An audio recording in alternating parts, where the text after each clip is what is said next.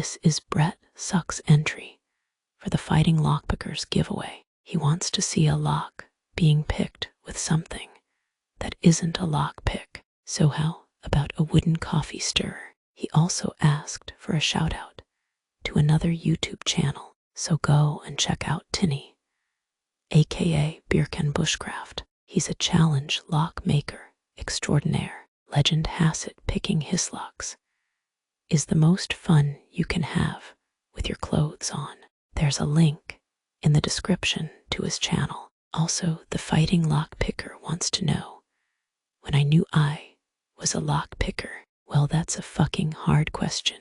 Well, that would probably be when I was a kid and I found out I could jimmy the pantry door open with 2 butter knives and walk the latch back until it opened so I could raid the stash of cookies and other goodies my parents kept in there.